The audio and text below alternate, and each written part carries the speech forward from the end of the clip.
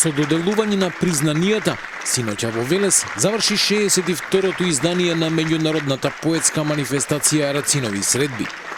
Годинешен лауреат е македонската писателка Оливера Ќорвезировска, која наградата ја доби за својот роман Три Марии. Според комисијата која ценеше повеќе од 20 аплицирани книги, романот на Ќорвезировска го оцени како најдобар напишан помеѓу две манифестации. Ова ново прозно дело суверено ќе си го обезбеди местото меѓу читателската и критичко-проследувачката јавност, и тоа читајќи се, препрочитувајќи се и стручно толкувајќи се од повеќе аспекти на пристапување кон неговата содржинска повеќе слојност, структурна интерактивност и теоретски поетеколошка детерминираност. Три Марии е современ роман, омаш на Славко Јаневски и инспириран од неговиот класик Две Марии. Авторката ги поврзува приказните на три жени во исто време, кои бараат спас во истиот изнајмен стан. Во романот се преплетуваат фолклорни обичаи и верувања од македонскиот североисток, создавајќи уникатна современа приказна со етнолошка димензија. Ќорвезировска е возбудена што ја добива наградата, која го носи името на Рацин. Наградата на Рациновото признание е многу поширока и од роман на годината и од другите награди за проза, затоа што се однесува и на роман, и на раскази, и на во поширока смисла на прозниот жанр. Затоа сметам дека е многу значајна, прво и во жанровска смисла, а потоа без друго, бидејќи го носи името на Рацин, што е многу важно. Бидејќи ништо не почнува со никого од нас, туку сите тоа што го работиме, го продолжуваме на тоа што го работеле пред нас, и ако ние сме, да кажам, го чествуваме предходното писмо на Рацин, на нашите предходници, ова што ние го пишуваме сега ќе биде антиципација за идните пишувања.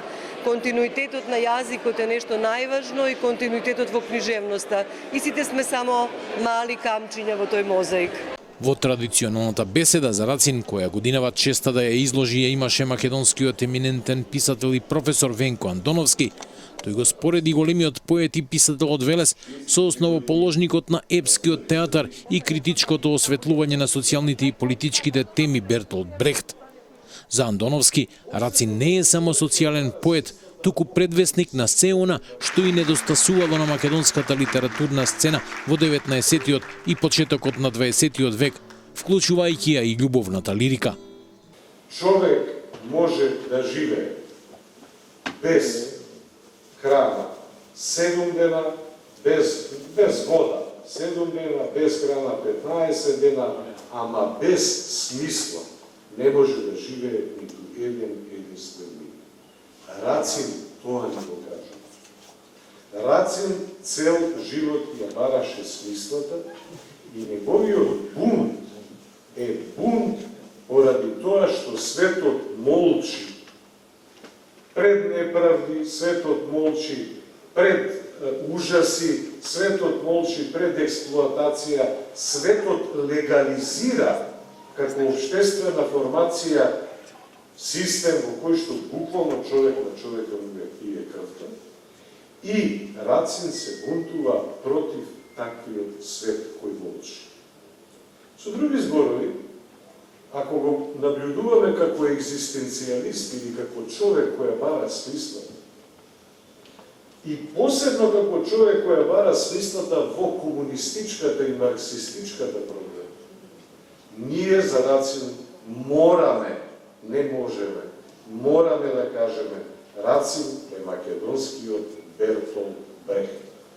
Зошто се срамиме по тоа? Традиционалното почесно Рациново признание за луѓе кои го афирмираат македонскиот јазик и литература во светот, годинава го доби професор доктор Намита Субиото од Словенија.